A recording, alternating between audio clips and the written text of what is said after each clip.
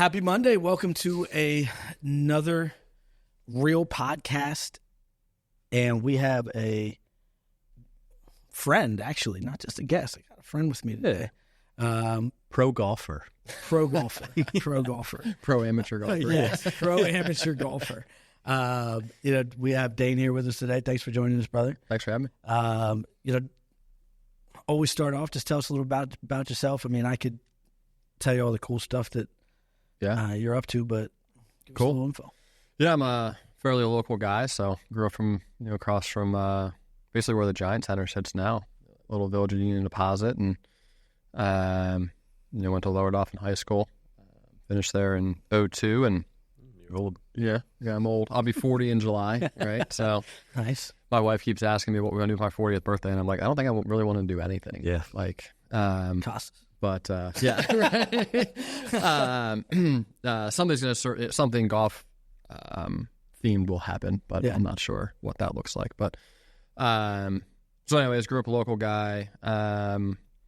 Went to Penn State for a little bit. Wasn't sure that's what I wanted to do, and then ended up in construction really early on. And so my grandfather on my mom's side was working with international contractor, and he was down in Virginia. Went down to Virginia and kind of learned some commercial construction practices down there, but didn't like the area. Came back up here and just been in construction ever since. So Nice. construction is basically most of what I've known professionally for the last 20-ish years, and still in that, and have a construction company that's was founded in 2019, and do a little bit of consulting in there, but most of our work now is higher end residential work with new construction, high end renovations, and getting some light commercial stuff as well. So What pulled you, like, I think naturally a lot of people, I still argue with different individuals about it, but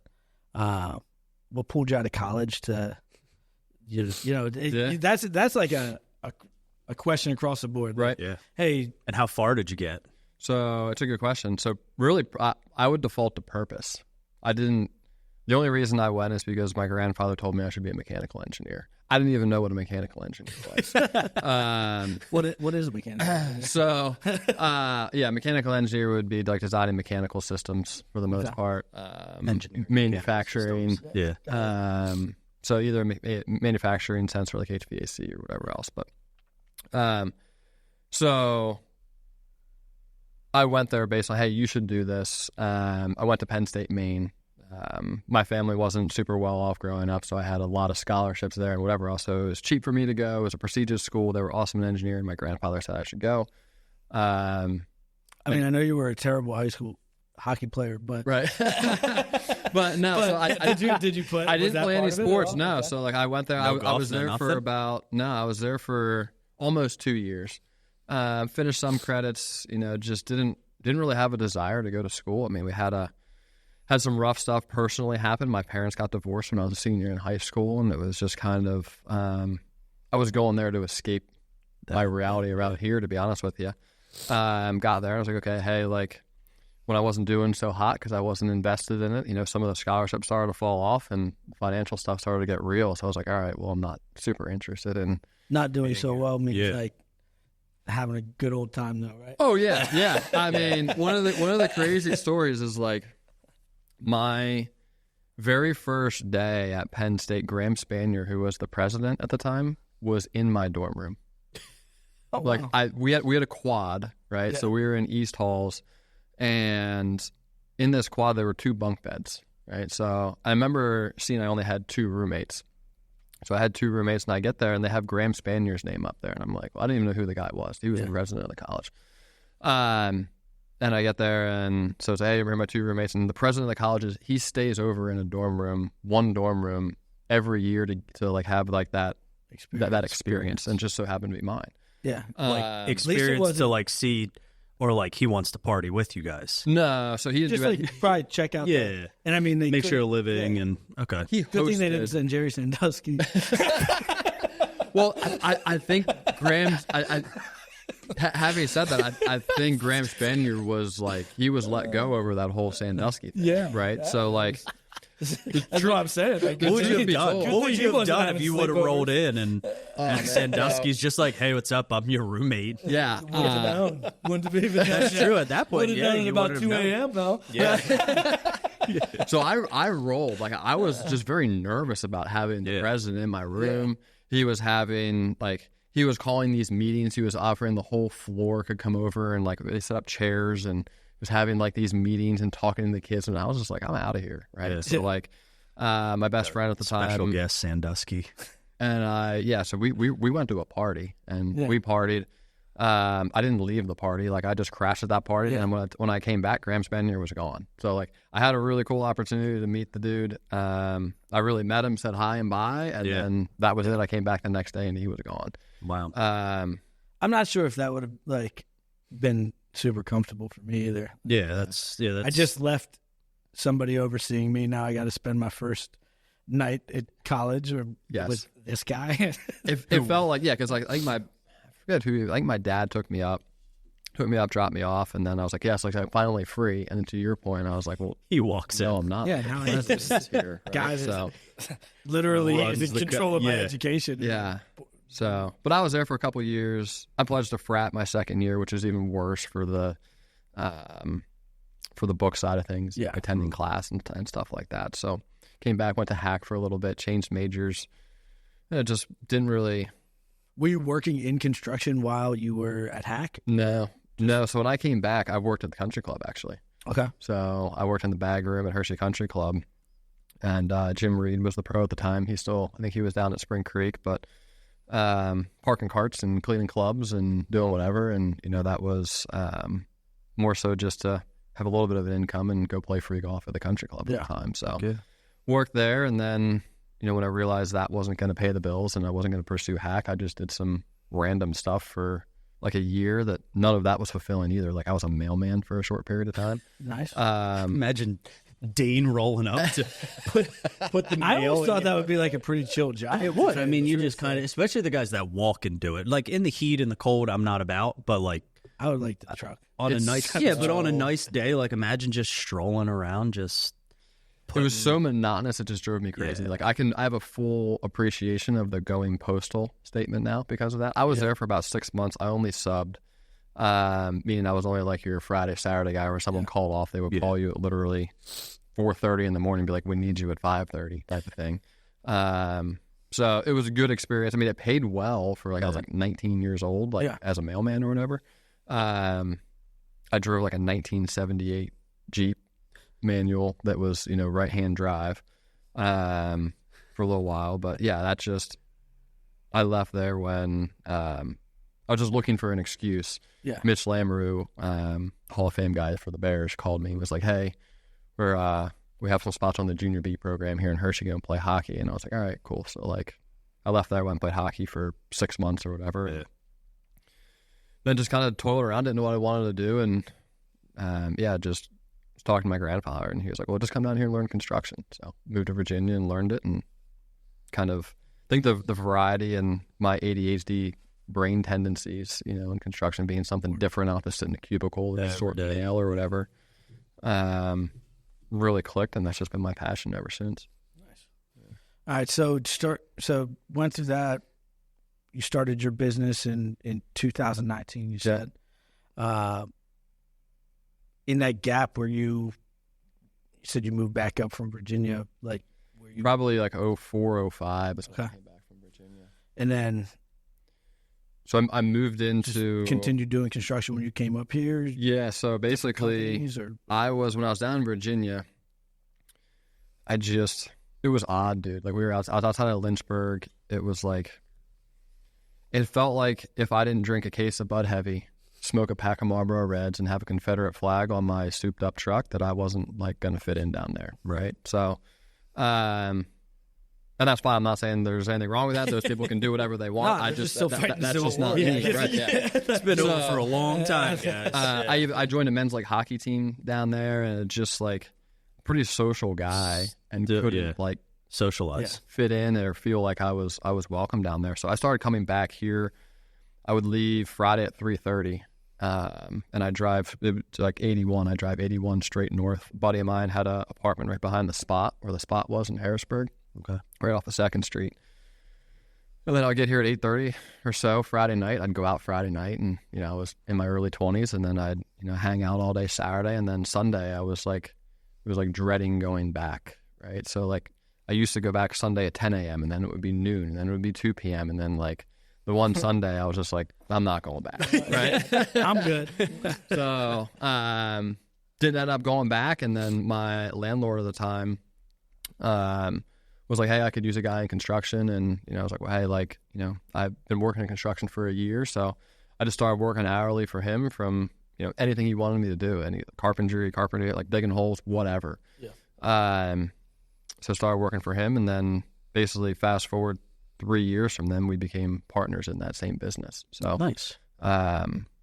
Basically was a ground guy to a project manager to an estimator to a partner, and we rebranded at the time. It was Trinity Construction. Perkins Renovations, Joe Perkins was the owner.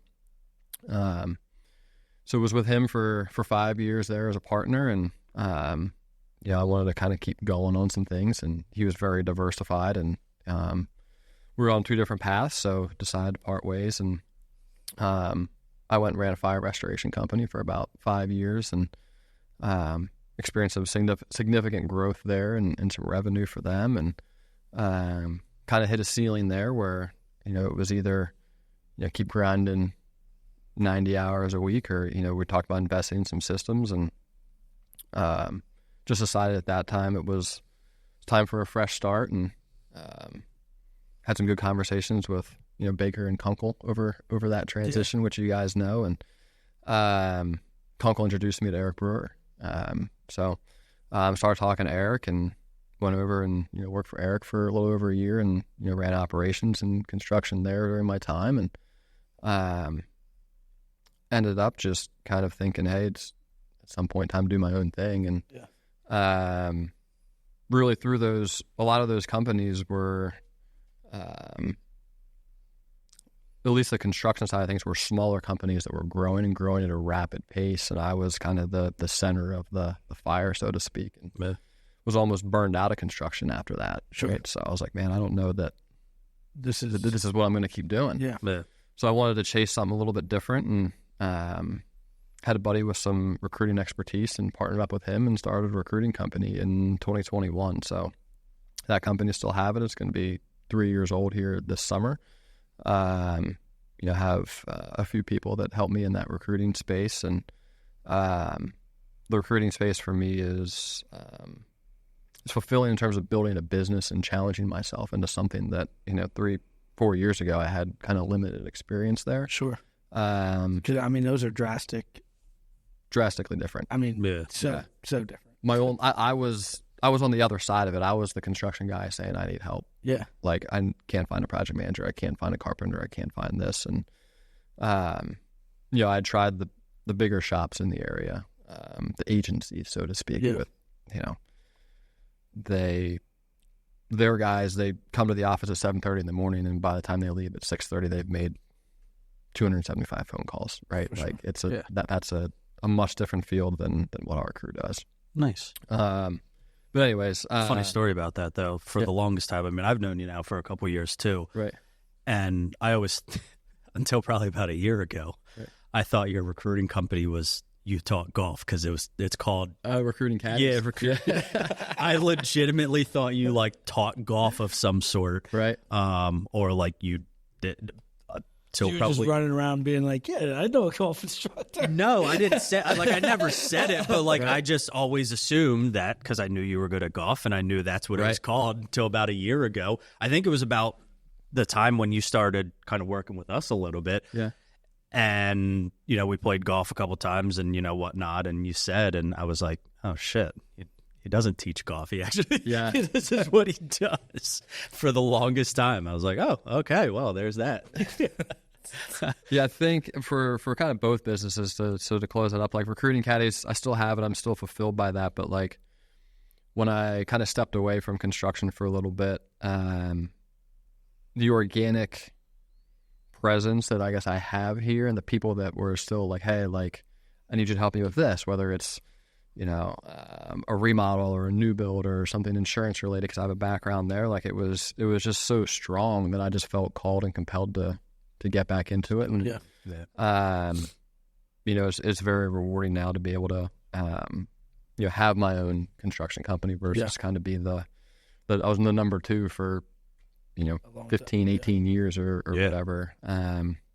So comes with its own challenges, which you guys know for sure. 100%. Owning and being the bottom line guy, but at its highest level, I do have a desire to tie golf into either company at some point. Like I've talked to some of the manufacturers on the recruiting side, and in terms of helping them with some talent, and had some beginning conversations of what it would look like to offer my construction services to build something golf related in the area or whatever else. So nothing has necessarily come to fruition yet, but like that would be honest D56 golf course. Yeah. Right. Yeah. I mean, figure something out. But yeah, I mean, there was an Instagram post the other day. Some dude built. Or is it D5G? D56. D56. Okay. Yeah. So there was a dude that I don't know where it was. Talk about where that came from real quick. Oh, we can. Yeah. So I was going to ask. Just like yeah. So yeah, that's the real unique thing. I mentioned off the air before that I started working with Ross Stockdale as a fractional CMO, and one of the things we really do want to target is the story of D56, so to speak. So, I mentioned earlier, like my grandfather pushed me into mechanical engineering, right? And when I was born, both my parents were 17, right? So my mom dropped out, got her GED, and my dad just basically went to work. Yeah. And then they proceeded to have I have four sisters, right? I'm born in 84. I have four other sisters that were all born before 1988. So, wow, they were just ramming 5 kids in 4 years, right? So the last was unintentional twins, but I love my twin sisters. I don't think anybody intentionally tries to have twins. Yeah. But so we spent a ton of time with my grandparents. And my grandmother had a jewelry store in Hummelstown for a little while that we spent a lot of time with. They sponsored our baseball teams and the whole nine. But my grandfather he came from Milton Hershey. He had a little bit of a challenging past as well. His father died when he was 4, and he was one of 11 kids. So him and I think his 3 oldest, or the 3 siblings that were closest to him, had to go to Milton Hershey School. Wow. Single mom, 11 kids from the Mount Holly Springs, like Carlisle area, right? Yeah. So I just resonate a lot with my grandfather. My grandfather also had an extreme amount of patience, which that's a skill that I'm working on developing. I think you're pretty well. You're pretty decently patient for the most part. I feel like it was a skill I worked on developing as well. Yes, I think naturally I can go from 0 to 100 real quick. Oh yeah. I think that it's a painful process to learn patience, because people suck. I mean, they're the worst. They just don't think before they do things, like, or they don't. I don't know. It's just. Yeah. I don't think the process of developing patience for me will ever be over. Like, it's just going to be a continual. Yes, it's a learning development for me. But so my grandfather had a lot of patience. It was like he might have only yelled at me twice in my life, right? And I was all over the place as a kid, as you could imagine. So like, so he graduated from Milton Hershey School in 1956. He was a class president, and that was the proudest thing he could say was he was Dave from 56, right? So that's where D56 came from. Gotcha. He passed in 2020, and I always wanted to make him proud. Yeah. Right? So, like, that's awesome. This company was actually started, like, a little known fact, as a property management company. So we had 10 or 15 doors, and then COVID hit, and we rebranded into D56 because as a startup property management company, when people didn't have to pay their rent, it didn't make any sense. Yeah. So that's definitely. So it's Dave of 56. The D is similar to what my handwriting would be. The 56 is actually his handwriting. Okay, that's awesome. So we had would write like my wife some letters and some instructions and stuff when he was getting pretty old in age. She would help him like manage like these parties he would throw for class reunions and stuff like that. So we were able to, I think it was my dad's idea. We pulled some of the letters together, pulled his handwriting off, and then Paul Schiffenbauer and his team actually were able to pull everything together. And he's a LA Rams fan. So we have similar to LA Rams fans, blue and yellow. Yeah. So it's kind of a generational tie together from my grandfather to me. And, you know, trying to make him proud through developing and building this business and this entity and, you know, serving people in terms of bringing their visions to life in their houses or commercial spaces. Yeah. That's freaking cool. Yeah, that is super cool. See, good thing we asked right before that. I was going to ask, but I was because to me, before you told me that story, I was like, I feel like that's something a quarterback would call like a center. Right. Like blue 52. Yeah, you know, 52, D56. Yeah. But here we go. That's I love when brands have emotional and sentimental value behind them, because I feel like there's a decision on like a subconscious level of success, right? Because it stands for more than what like any, you know, right? Just throwing something together and saying, okay, hey, this is what, like, there's a ton of value, and even though I would guess that a man of patience also probably pretty like just all around good human being, yeah. And there's like some values in that are taught throughout the process, and I think that when there is a strong, substantial meeting and like you put on the gear, it might not be every day, right, but like at different times you're like, yep, this is still why I'm kicking and doing this. For sure. Like, gives a deeper meaning and different understanding in the representation that maybe not everybody else gets, but right, it's not really about everybody else. The success of the business is about your individual vision and goal and what you want it to be. And I think it's dope when there's like a meaning. Yeah, I agree with everything you said. I mean, there's times where I'm like, okay, yeah, this is why I'm doing it. I think the only thing that I don't want to call it a challenge, like the one thing that I'm wanting to communicate better, actually, as the leader and as the person who developed the brand now, is that like that inner feeling downstream, right? So like, maybe give you a better, like, we have core values, right? So like, not every business, but most businesses that have been around for a few years or whatever have developed some type of core values. And I think core values reflect some of what the brand means to me, but not all of it, right? Sure. So we have one project manager now, we're adding a second here in a couple of weeks. And I just had a good conversation with him the other day. I was like, hey, like our differentiator has to be communication, right? Like that's how, with me in construction, in 20 years, I just know that if I don't communicate a certain way, someone's going to have a question, something's going to go wrong, it's going to basically come back and bite me, right? Yeah. So when I'm this emotionally invested in the brand, in D56 and the meaning behind it and whatever it is, like if I look and I see our current project manager not communicating in that, like, impeccable communication is one of our core values, sure, right? Yeah. So it's a solid core value. If I see that core value being not demonstrated by someone on our team, it resonates with me a little bit differently, right? Yeah. So like, as you know, probably maybe more than Nico does, but I'm very structured in some of the ways that I push things downstream. So we're currently undergoing some exercises in, hey, how do I develop what is the D56 communication standard? We want that to be our differentiator.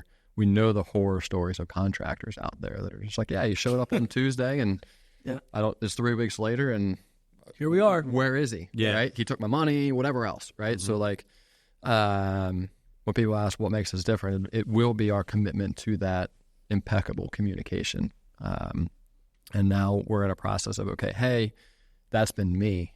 Right. Yeah. And how does that basically come out of here and get imparted into the individuals in my team so they can carry it, to as close of a level as they can as to what I've carried. And because it is huge. I mean, I feel like naturally a lot of times there's this idea of like building a business and things that we need to do. And as you know, I've learned throughout the time of owning a business, like core values are like, as you grow, most people would say you need to implement core values. Like you need to figure out what they are. So for hiring, for standards, for expectations, for lots of different reasons, but these are values in which your company is going to operate. I would say that maybe 25 to 40% of the businesses that I've been in contact with, like, have all their employees representing like their core value. It might be less, but like, because either they're there for a guideline, you know, and they're not something that's really implemented and focused on because the numbers are more important. But those things I think are incredibly valuable. I know we just probably like 6 months ago. Not even. I think it was beginning of this year. So 3 months ago. Going into November. Was it? Yeah. But it was more of the fact that I looked at it and I was like, these are great core values, but like, didn't represent how are we showing up in each of these core values every day? Here's good things, bad things, and I just don't think that, like, a lot of times they're the biggest focus. And I think if you focused on them, a lot of things would be a lot different. But it's probably an amazing feeling to know that, like, those core values have even some deeper meaning to you, and being able to take those core values and say, what does impeccable communication look like? Because that's the biggest struggle. Is, you know, when I told my son to put goals together for baseball last week, and I was like, all right, let's like put some goals down and how we're going to do that, because his work ethic is shit.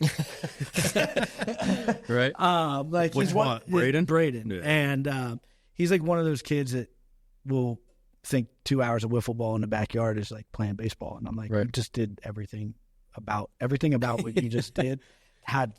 It actually was detrimental to. So I say wiffle ball swings are typically worse, and terrible, especially putting the duct tape around the end. Like, or he'll go and he'll practice for an hour, and I'm like, I don't believe you can swing that bat for an hour correctly. First of all, you're not strong enough because you're not doing the lifting, you're not doing the other stuff that's going to put you in a position to swing that bat for an hour. But like 15 to 20 minutes of good bat work and good tee work is like what you need to do. But where I was going with that is that the goals that he set were like, I want to be a better baseball player. Cool. Like, what does that mean? How do you measure it? Like, and how do you build a plan around that? Like, no, like, I want to hit 350. Like, that is a measurable standard of expectation, and you can put a plan together in a process. And so, like, I believe that the same with core values almost is that they're almost like SMART goals, in the sense of, like, if you don't have a way to look at those core values and be like, all right, this is the standard of impeccable communication. Now let's work backwards from there and be able to say, and I think that's how you should judge your people. Like, hey, where did we mess up here? Here's the standard of impeccable communication, and you sent one email and made 2 phone calls this week. Like, you shit the bed. And that's how he practices. Like, and I think that there's, without the standard and understanding, like, it took me a week to build those goals with him to understand why and how to, like, why it needs to be that way. Because, all right, I'm going to hit 350. All right, now that's great. But how?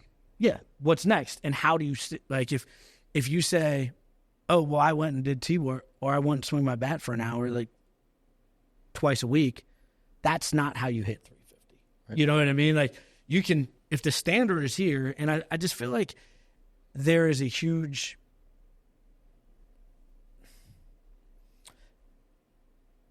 understanding difference between a core value and the expectation. Like, oh yeah, most of the time I'm honest. Like, right.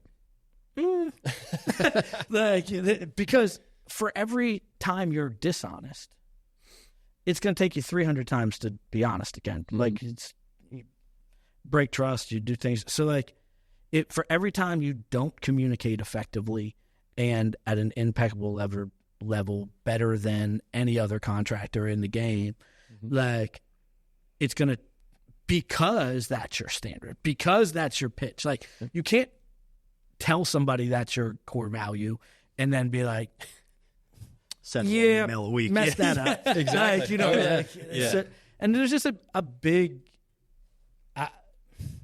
miss. I mean, I don't know what else to call it. It's just a total business mindset of, this is what we're supposed to do. Mm-hmm. But at the end of the day, those people didn't know, and that's the biggest freaking issue. There's like, and any relationship, honestly, it doesn't even have to be business, is the one time they get away with it.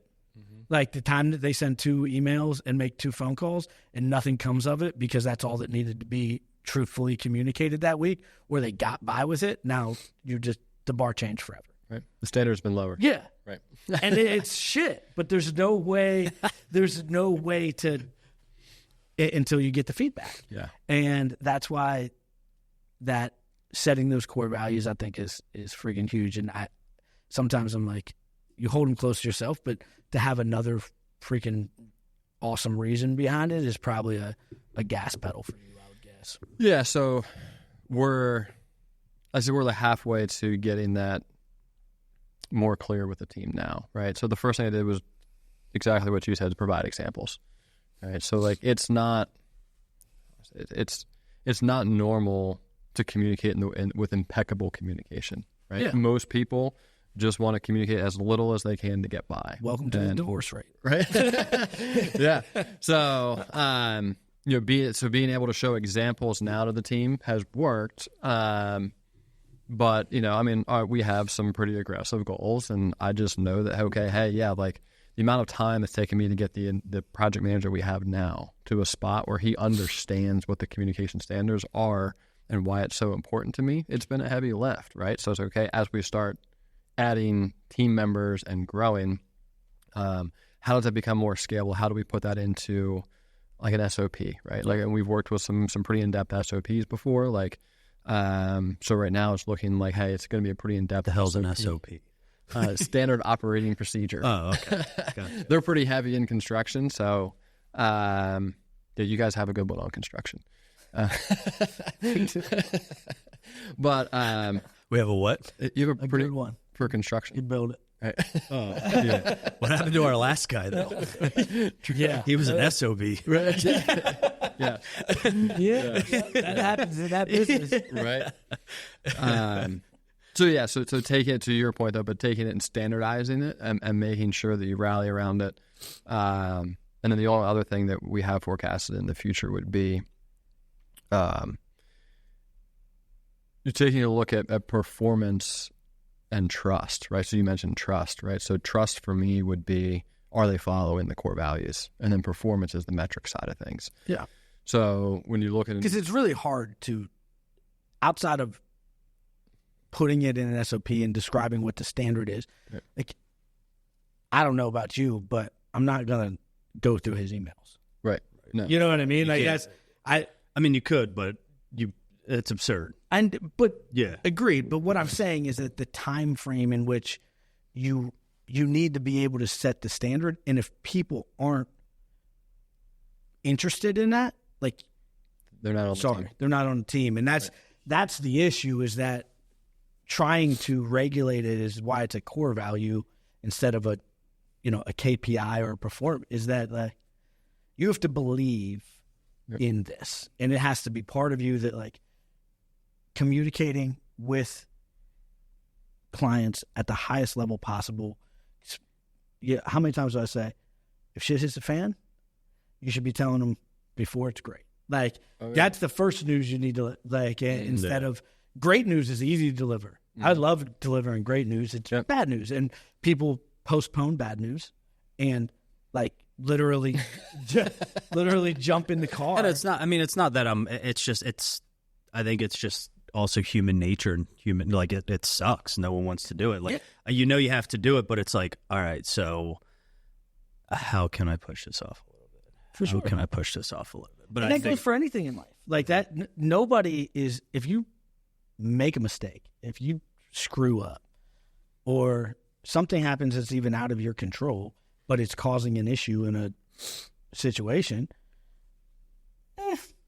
like, I think naturally you kind of would rather not have to deal with some of the conflict, especially something that's out of your control. Right. But the problem is through that process, your value to that client diminishes because their thought to anyone, to your partner, you know, to your kid, like those types of things are a relationship based on trust and a core value. And hey, this is the shit that we're dealing with. We're going to do our best. Here's a solution that we found to provide it. We think this will work. Let's move forward. You know what I mean? Like, and that builds a better trust relationship than like, it blows my mind sometimes, like open communication in personal relationships is so wild sometimes when you hear how like free people are with some of the stuff that they say. And I'll be like, I feel like I would have delivered that a little differently. But like, honestly, like I had a buddy who was struggling just with, I mean, she doesn't care, was like just watching porn. His wife didn't want him to watch porn anymore. And it was a thing. Like she was very like, didn't want him, like felt like it was just a poor example of what real life is. Fair enough. But like he was very open and honest about the community. And I was like, oh wow, that's but like it gave them it wasn't the trust was actually formed more from like being like, yo, I need to talk to you on the phone. I know you're at work and you're a nurse and like, I know you're gone for all night, but I'm going to be on the phone for you for a half hour. I'm going to turn on my phone. And like, and that's the stuff he said he was like literally doing. He would be like, call her and just talk to her for a half hour and be like, hey, I'm just sitting here right now and I'm going to, but like, it's ballsy as shit. But like at the same time, like it built an accountability side of things. It built trust. It built a lot of different things. And that's what that was just an example that popped into my head. But so how is that going for impeccable. The porn watching. No, but it definitely has the impeccable side of that communication is one of those things that right. You can never, once you mess it up, you mess it up. Like, and then it's always, how many times have a deal been like a little bit sour, communication was shit, and then next thing you know you're dealing with more problems, and then you over communicate, but they don't trust the over communication because you already made a mistake. So yeah, that's awesome. Like that's I think the biggest thing we found is just to your point there, I think the biggest part of those relationships is building the trust early. And I think that the way that I found throughout my career on how to do that is to communicate a lot. Yeah. Right. So the more expectations, the more communication up front, the quicker you build trust. It's really transparent communication. Like, hey, I don't know yet, but here's what I'm working through. When I get there, I'll let you know. Right. A lot of people won't communicate that. Like if they don't know, they're not going to say they don't know. They wait until they know something is definitely going to happen, and then they communicate it. I'm a big advocate for not doing that. Right. So like, hey, dude, like I don't have a framer yet. Right. Our crews are busy. I'm trying to find a framer. I'm looking to get someone there in like 2 to 3 weeks. Built this, man, if you need a framework.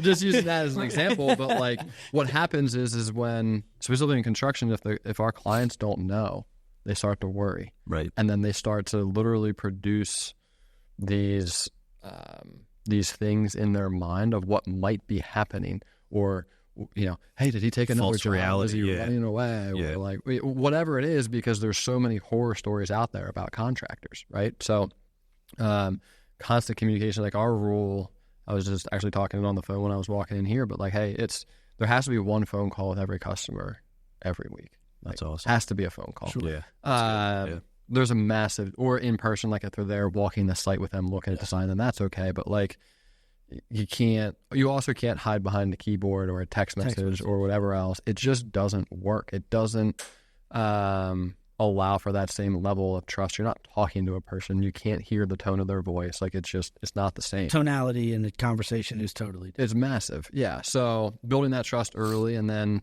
really, so where my project manager he comes from, like a very, very high-end new construction company where they're building $4, $6, $8 million homes. That owner, I'm dying on the hill of impeccable communication, right? He's dying on like insane quality. Like my trim doesn't have any gaps over a 1/16 of an inch quality, right? Which that's really good quality. And he's talking deflection in floors or whatever else. So, had a breakthrough with my PM recently where I'm like, hey, like your former employer, they were that sensitive about the quality of construction.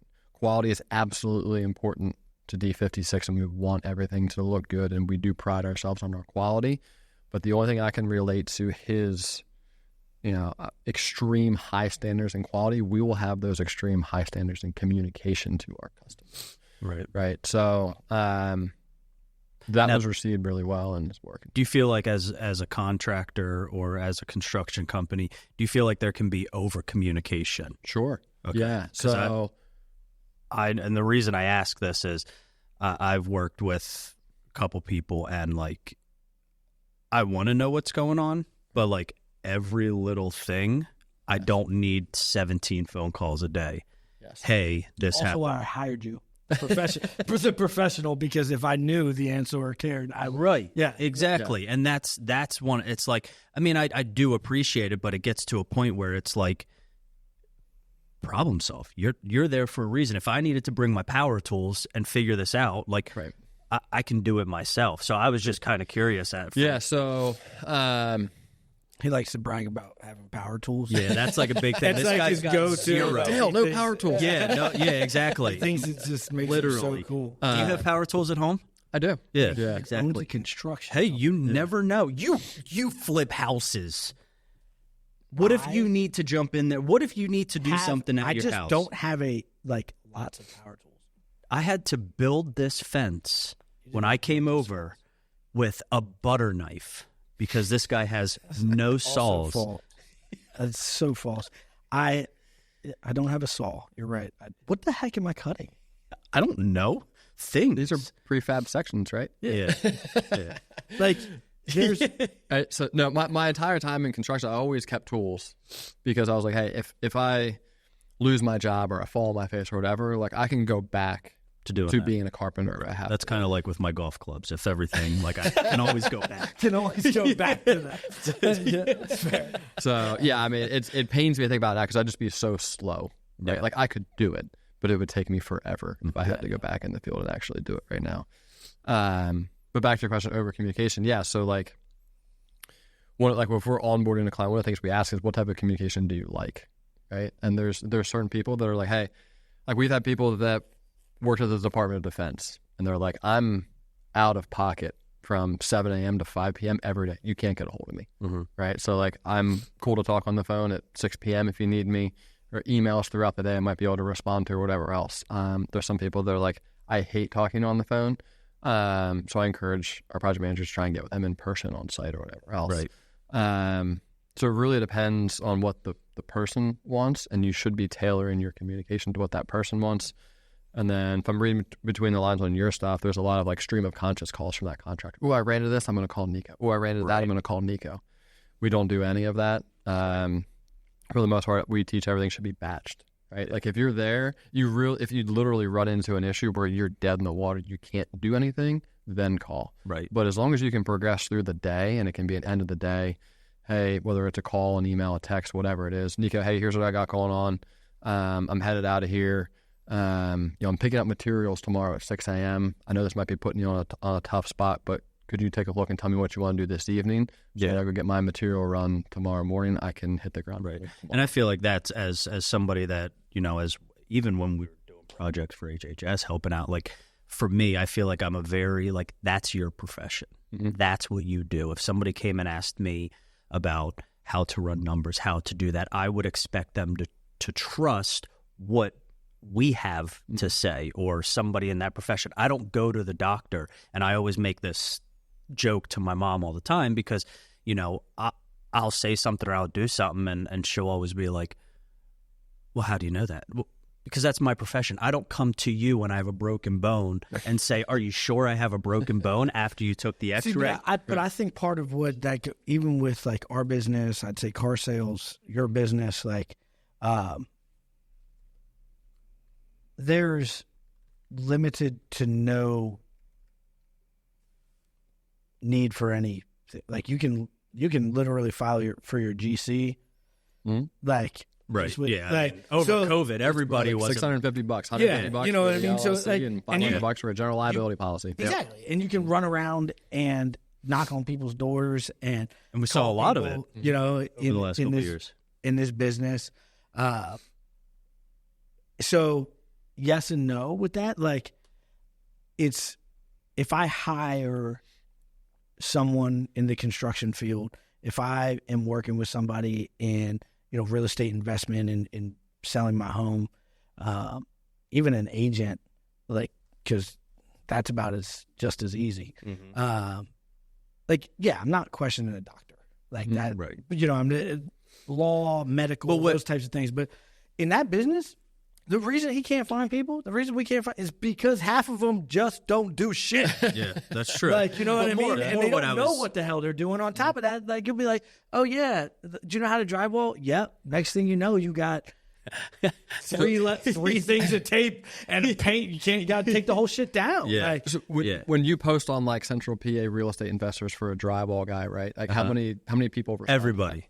All of them. It's like 80 people. Yeah. Right. Everybody does probably it. wouldn't hire one of them. No, not a single one. Maybe three. But my question was more towards like having that, like, already developing that relationship. Mm-hmm. Like, you've done jobs. We've done, we've worked with you before. So like where I was getting with that is, like, I feel we are very much like, call me, like you said, if there's a drastic problem. I tell my tenants in my rental units, don't contact me. Do not contact me for anything. If there's a maintenance request, put it through the portal and there's a maintenance request. If you call me, the house better be flooded or burning down at that moment. Right. That's when I want a phone call. So like the same thing with a contractor or somebody that I've had a relationship with doing jobs. Like, if it's your fifth house with me, you shouldn't be calling me over every single thing. You know that if there's a problem, fix it and just tell me there was a problem and, hey, there's a little bit of extra money. That's more or less what I was getting on that.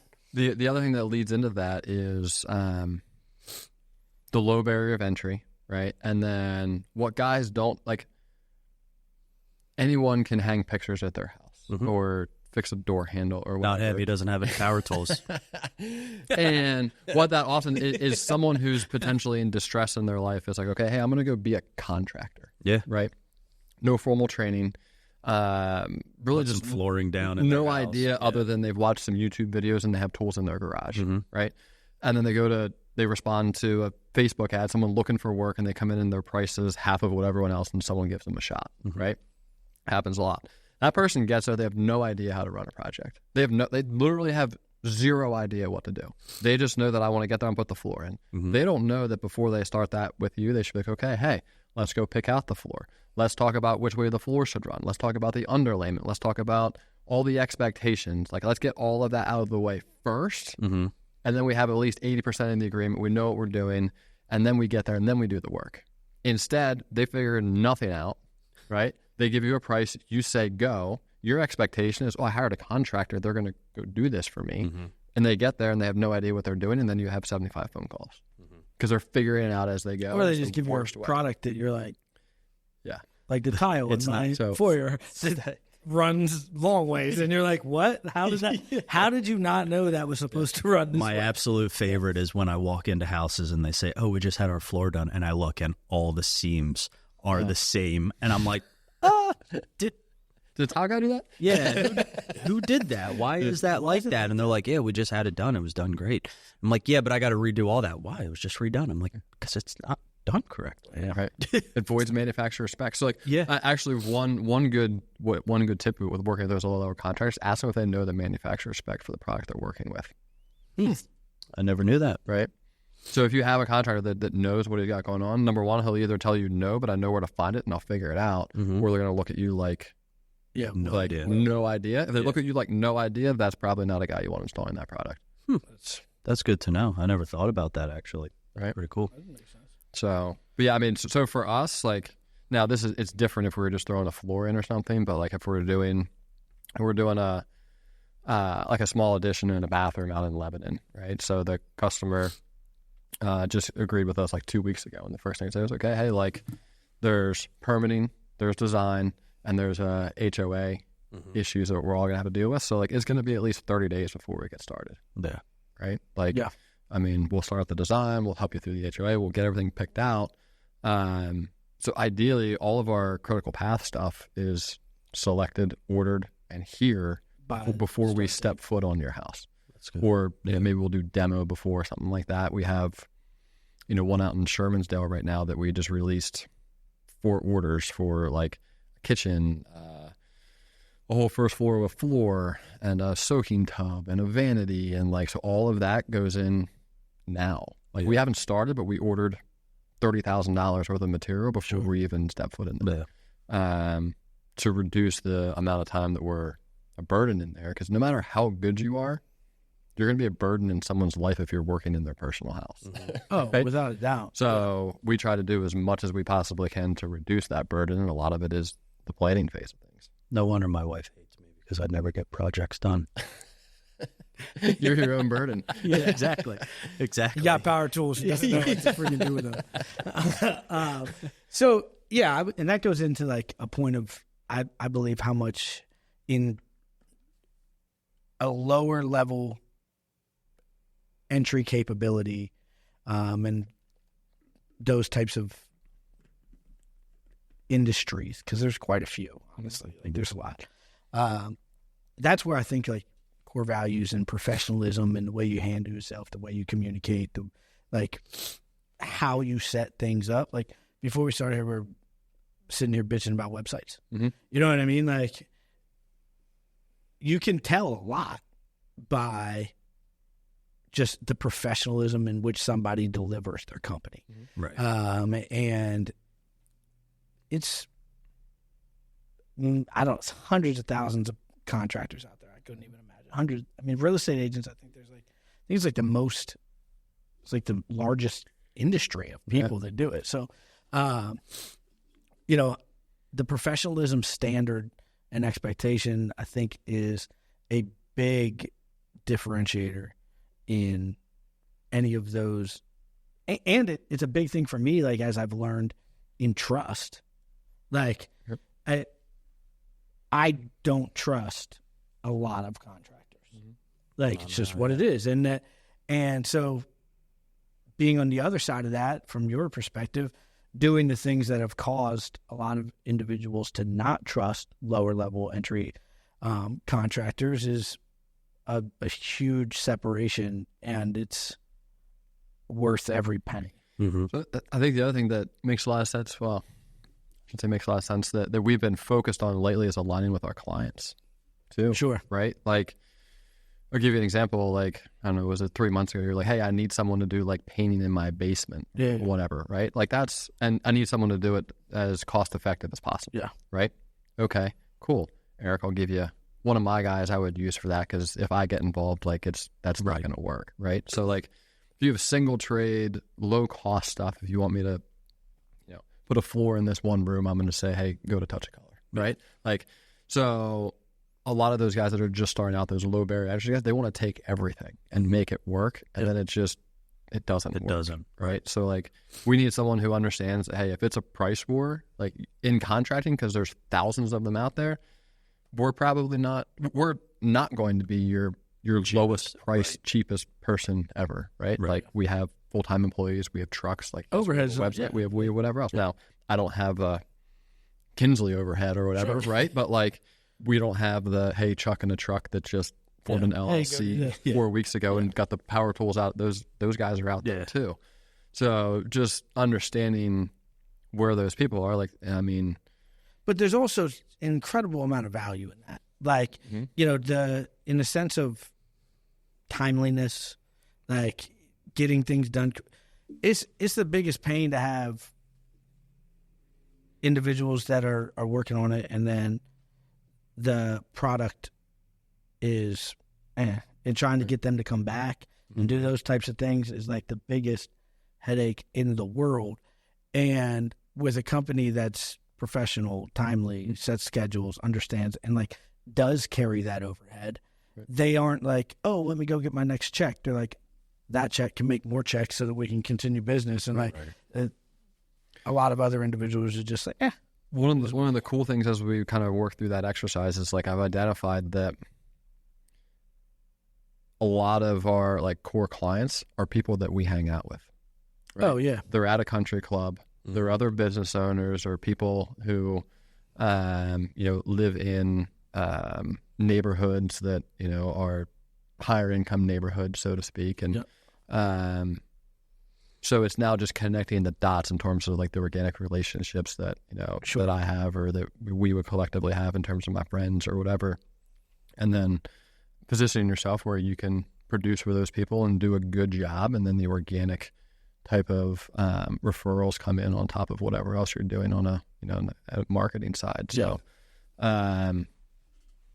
really excited to see how, as we evolve as a company and do more and more work and get into more things and stand behind our stuff, right? Because there's been stuff that we're a contractor. Like I can't sit here and say we've hit home runs and everyone is 10 out of 10 for us. Like we've made some mistakes.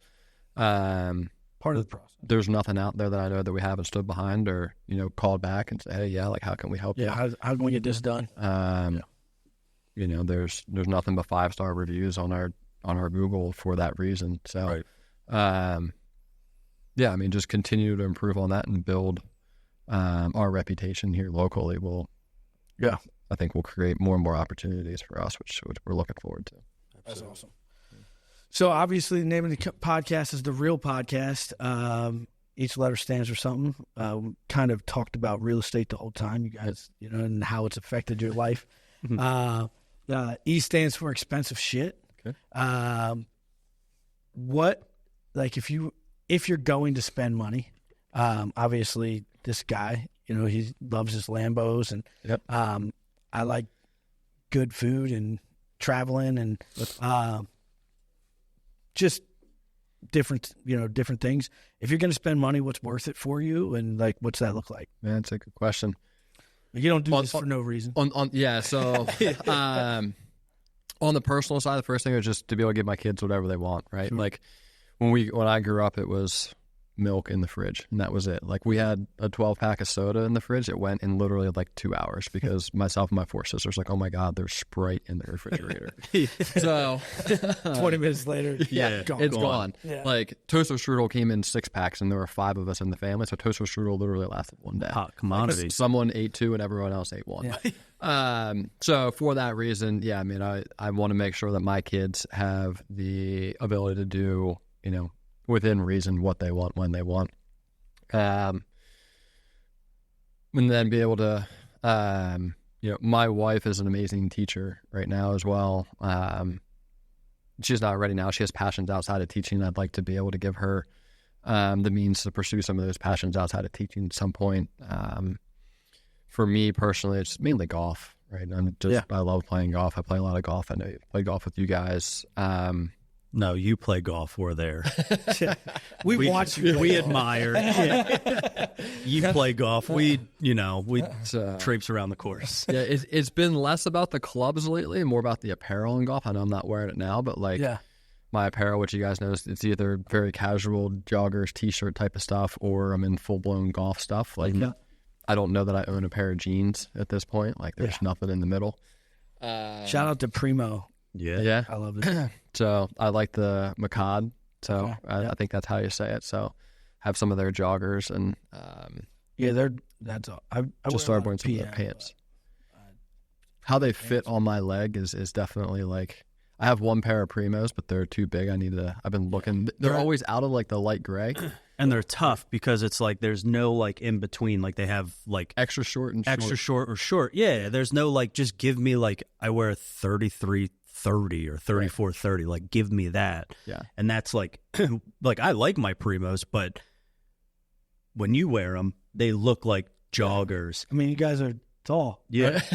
And like, but then for me, if I get the extra long or whatever, they're like super extra long. Right. No, like if I get exactly. And then if I get the regular ones, they're like up to here. So I'm like walking and they're like riding up my leg. And so it's like. You have to find the right ones. Yeah. So the golf apparel, like I used to have, I used to have like 33 putters in my basement, right? I used to be a putter nut. At one point I realized that didn't do anything for me and got rid of all of them. I think I have 3 or 4 putters now, but, so golf clothes. And then I didn't catch that sale. Did you catch that sale? No. It's weird. I didn't hear about that sale. The Dane basement It might have sale. been before. It was a while ago. It might have been even before I moved into Old Reliance. It was when I still had my like starter home out in High Spire. But professionally, it's now moved to like construction equipment, right? Sure. Like we were talking before, like looking to grab deals on dump trucks and dump trailers, and talking to Click Lewis, like I said, out in Palmyra about fitting out the fleet for some new vehicles and stuff like that. So, getting,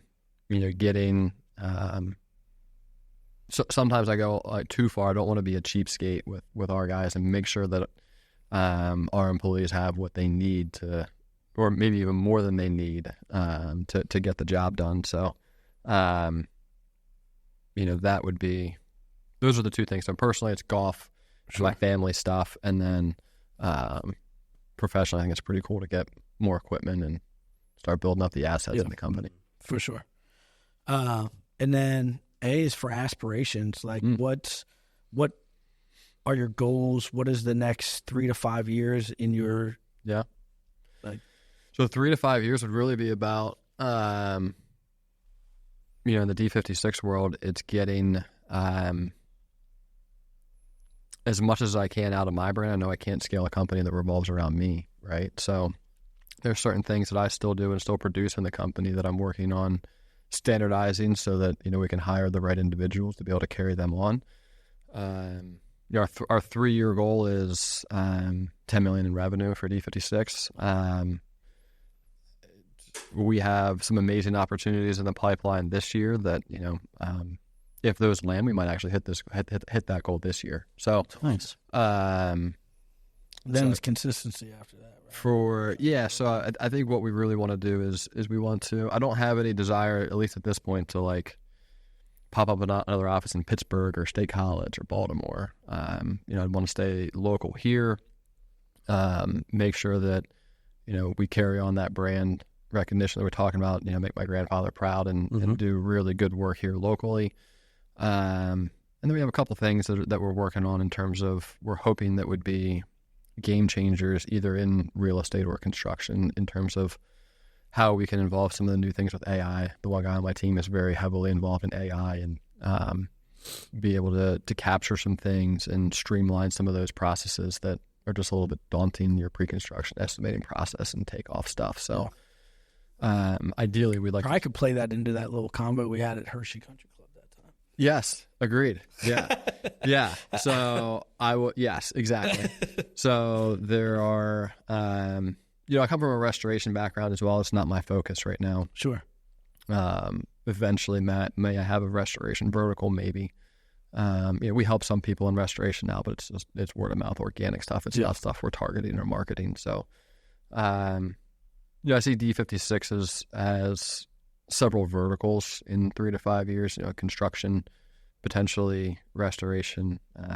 At some point, I'll have a holding company with some properties in there. I don't know that I'm ever going to go full blown acquisitions like you guys. And then, I do like coaching, right? So coaching and consulting has been cool. I would say I liked working with you guys. I have one other client right now that I'm working with, and I haven't really taken on anything else just because the construction stuff is going so it's going so well that I just don't have any room for that. So I'm committed to my client now, and we'll be with them as long as they want to have me. But that coaching thing would be something I'd like to get back to once I have some other people in place to take care of the other business operations too. Yeah, makes sense. And then life lessons, man. Like what have you learned from the process of building a business? What have you learned from family, kids? Like it's crazy. I know you talked about like working 90 hours a week at one point and those types of things. And I think the pressure of, success lays on us heavily a lot of times. And everybody has a different idea of what that looks like. Yep. But throughout the process of growing, and I know we were talking last time about just evolving as a business, but also like evolving as a person. Mm-hmm. What if you had to leave, people listening with something that, or a couple things that you would say has impacted your life in a way that has made you a better human, better business owner, whatever it may be, and how you came about that? Yeah, I mean, I would say it's been a game changer for me. Like just stepping out and doing this on my own. It's been a lot harder than I thought. Like a lot of people will say that, right? But like, being an entrepreneur looks sexy and appealing, and oh yeah, you get to live your own life and your own rules, and yes, but I mean, the buck stops with you. Bullshit, right? Yeah. So I mean, I'm not necessarily working a whole lot less right now. I mean, I run 2 companies, and it's very taxing. And I'm starting to see the light at the end of the tunnel with putting these pieces in place and things like that now. But I think through this journey, probably the most powerful thing that I've had happen to me so far as a person is being able to let go of what other people think and care about that, right? So for a long time, I did care. Like, well, what if this person thinks this way about me? Or if I do this, what's the backlash going to be? And now just being able to look at that and be like, you know what? Like I'm going to do some things that some people like, and I'm going to do some things that some people don't like. And at the end of the day, as long as I'll operate with integrity and doing what's best for my businesses and my family, then that's what I'm going to do. And if you don't like it, then you can tell me and I'll hear you out and we can talk about it. But I'm not going to do anything differently. So that's been definitely the most powerful thing for me. And then just kind of stepping back, and there's a lot of shit you hear in different like leadership development you think is bullshit, right? And some of it is bullshit. Yeah. But there's some things that I've thought of in the past, or I've heard in the past, that I was like, that's not true. Like it's just not true. Like take your health first, for example, right? Like people are, and I'm like, no, like how can I work 90 hours a week and take care of my health first? Right. I'm like, it's just not possible. Yeah. And now, like, I know that when I neglect my health, like my mood sours, I'm just a worse person, to be honest with you, right? Yeah. So like, if I go more than one day now without working out, like I am not the person that I want to be. Like I'm not as sharp, I'm not as optimistic. I start getting pessimistic. I'm just like, I get grumpy. Yeah. Right. So there is some good stuff out there, even if it seems like you can't relate to it in that very moment. Don't discard it as something that's not true. because I found a lot of help in just staying very rigid with, personal fitness routine. Mostly on the mental side. Like, I've lost a little bit of weight, put on some muscle, I'm working on some mobility stuff for golf. Like, I'm not trying to be Arnold Schwarzenegger or have an 8-pack or whatever else. But, like, I just do it so that I can be the best dad, the best husband, and the best businessman I can be. And I know I have to do that to put myself in a position to do that. I mean, I think look good, feel good, play good is a real thing. Like, that's feel good, look good, play good, however you want to say it. There's immense value in it. Like, I get it. Those aren't the only things you need to do to be able to play well. But, like, there's a reason these kids love to be drippy. And the ones that work hard. Drippy. That's the word. That's the word, bro. My son says that all the time. He's like, man, this drippy. You know what? We talked about the other day, and I finally heard it for the first time about rizzing someone up, and I was like, this is a real... See? Yeah. It means what is I it? have an almost teenager, bro. I know, right? I know. Like, Mine are still young, Risen someone up.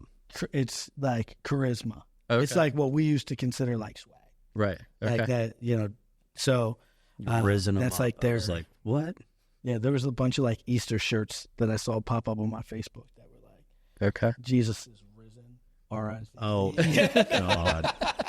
Jesus. I was dying. Literally. But no, I think that there's incredible value in that. And being able to be adamant about your schedule is part of it. Like that mental fortitude to be like, you know what? Screw today. I don't want to get up today. 5:30 sucks. Or whatever time it is. But now I'm going to get up and go to the gym. I'm going to be like mentally focused by the time work starts. I'm not going to roll out of bed and try to do this. Yeah, so that's awesome. And, it's so interesting because I think everybody that we've ever had on here has had like a different life lesson. Yeah. And because no one can see, like, everybody's perception and look at things as different. No one will ever see it the same way as you. So to be able to look at different things, I think the validity of the validation of does everybody like me or like is a big one too, because I feel like there's a playbook in your mind of what success looked like as a young age, and it involves everybody liking you. Yeah. Like, you think about, The Great Gatsby or something like that. Like, where you're just like this guy or you're him, whatever. Yeah, you're him. And you're unaffected. Everybody likes you, and there might be people that don't like you, but it's because they're haters. You know what I mean? Like that type of mentality. But the reality of it is your character is lost in that process. Like who you are, truthfully, is a chameleon. And I dealt with similar things in my own life where it's like, with this person, with this group, I'm acting this way. With this group, I'm acting that way. And like, you're receiving validation for something that you're really not. Like, and at the end of the day, some of those people don't even know who you really are. Right. And it's a crazy thing because at the end, those people are so irrelevant in your life when you really think of it. And it's just This is exactly what I was going to say. So like the position I found myself in was like, okay, hey, this is what I want to do. Right. And I was like, well, if I do that, it's going to impact this relationship this way. And it would stop there. And I'd be like, okay, I'm not going to do it. Yeah. The question that I didn't ask myself is, what does this relationship actually mean to you? Yep. Right. So then once like I looked at that and I started to like peel away the layers and I'm like, okay, I'm not doing this because I don't want to impact this relationship. But in reality, this relationship was either toxic or meaningless. Sure. Then why am I not doing this? Just because I want to be liked by a relationship that doesn't matter? Yeah. Right. And honestly, in most of those cases, the value comes from not having the relationship. Right. Agreed. You know what I mean? Like the higher value individual is by not having that relationship. Now, there's some things, don't get me wrong, that like the value of that relationship or their feelings or how they behave or not wanting to has effects on the other side. But most of the time, those relationships that are like use for almost validation, or the end result is you're a better person and the value of the relationship really holds nothing. Right. So yeah, it's a pretty incredible little experience when you can like self-reflect in that way. Right. And it also takes a little bit of humbleness, like, and to swallow your pride a little bit, because you're like, man, like, shit was fun. Right. Like, you know, yeah. I mean, this whole winter, I mean, I didn't like, I'm really, like, I hole up. And I think we talked about it too. Like, I mean, like, my time is now spent on business, on family, and golf. Right. So, like, I'm not in the stage of life where I'm looking at like Thursday and I'm like, okay, hey, like, are we going to freaking Permanis or where are we going? Or like, it's Friday night, like, who's coming with me? Right. Yeah. So like, when golf goes down, like, my social life was next to nothing. Like, through the winter months, like, it's going to start to get back to, you know, being somewhat relevant here once golf starts back up. But like, and being okay with that, like, I didn't used to be okay with that. I was like, oh, like, I gotta go do something. Yeah. I gotta, like, you get that FOMO. You need to go do something, be out there. And now, like, saw my wife the other day. I was like, I feel like I'm at the end of a push. Like, I'm at the end of a work push. You know, there's a couple things I got to check off the list here, and then her and I are going to go away for 3 or 4 days. I'm going to recharge, and I come back and I'll work myself into a new push. Yeah. But yeah, I mean, 2 or 3 years ago for me to say that, I don't know that I would have said that. Yeah. Agreed. I think that I'm the same way. I think there was a lot of like just unknowing. Like, I wasn't willing to face those types of conversations with myself. And I'm like, and I didn't really like the thought of just sitting. Like, you know what I mean? I enjoyed like that. And I don't know if it was really enjoyment or if it was like more of escapism. Like, I didn't have to deal with some of the shit that I wanted to deal with, and that doesn't talk about business, kids. It's just like, hey, this is probably an issue. Mm-hmm. And that's, if you were focused and took this time to put it somewhere else, then, but when you're sitting by yourself, you need to put that focus somewhere else. Right. But if you can stay busy, like, and do the shit, like, then the focus. I love sitting now. The interesting thing that I found was, like, once you go through that exercise, you start cutting stuff out. Yeah. Mm-hmm. Right. And you're like, okay, I'm not doing that anymore. I'm not doing this anymore. I'm not hanging out with this person anymore. And then once you have free time. Yeah. You're like, oh, now I have time back. Right. Mm-hmm. And for me, I defaulted to just working at first. And I was like, hey, I'm going to work more. That's cool. And then I realized, I was like, well, hey, like, I was back to working the insane hours or whatever else. And I was like, okay, like, you know, I'll do that when I have to do that. But like, that free time, it has to be filled with my kids. Yeah. Like, I have to spend the time with my kids. So it's just interesting to have those conversations with yourself and know that, like, right, wrong, or indifferent, like eating a slice of humble pie, like, I didn't default to, oh, I have free time, I'm going to go spend with my kids. I default to, I'm going to go work. Sure. And then working and then feeling guilty and being like, do I really have to continue to work, or should I spend my time differently? And then realizing, well your kids are only this age for so long.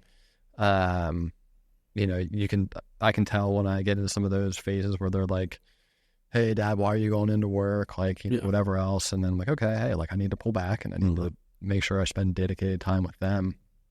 And that's really been awesome. Like, they're starting in sports and they're in travel soccer. And so I spend all weekend with my kids, which was great. So, the relationships change. Like, when you start to make those types of things your focus, like, there's a very interesting and incredible return that, like, I didn't really know.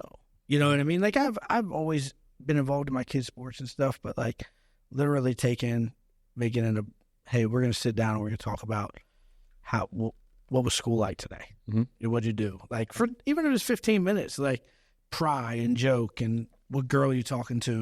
And like, building that, like, communication standard, and like, I'm still your dad, but like, I want you to be able to have a relationship with me, not because I'm just telling you what to do, but because the time spent with you is like thought out and intentional. Yeah. And very intentional. Right. Yeah, it's crazy. You'll get Good. Yeah. She's coming. Yeah, I know. If you Getting need any older. clothes, there's a ton of bins in my basement. So Good. if you need girl we have plenty of them. It's insane. My wife is emotionally attached to a lot of them, but like I can help twist her arm to get them out of the Trying to house. get them out of there. You need space for 30 more putters. Yeah, right. Nah, man, we appreciate it. We ran a Yeah. little long today, but man, we appreciate you coming in. Thanks for coming on the podcast. Always enjoy hanging out and catching up. Hopefully we'll get out there to play some golf here shortly. And Yeah, we got to get out. I don't think we've played together yet. Since you joined the club. Yeah. Yeah. Well, thanks for having me, boys. I really appreciate it. Yeah, Absolutely. we'll have to get a group together soon. Cool. Sounds good, man. Check us out every Monday, 6 p.m. Oh, real quick, before we 6 yeah. That's fine. If somebody wanted to reach out to you real quick, any Instagram, like social media, anything? Just d56construction.com. That's where most of my traffic is driven. Head over to the website, check it out. Contact information is on there, and I'd be happy to help anyone who's interested in any need of construction services. Sounds good. Yep, guys, check us out as well at The Real Podcast on IG. And you can always look either one of us up, Eric Latchar, Nico DiGiorno, Honest Home Solutions, figure out where we're at. Reach out to us. If you want to be a guest on the show, let us know. But you can check this out on Amazon, Spotify, Apple Music. Every Monday we drop a new one. We have some awesome guests on here. We're always talking business, real estate, expensive shit, and aspirations. And last but not least, life lessons. Thank you, guys. Talk to you soon.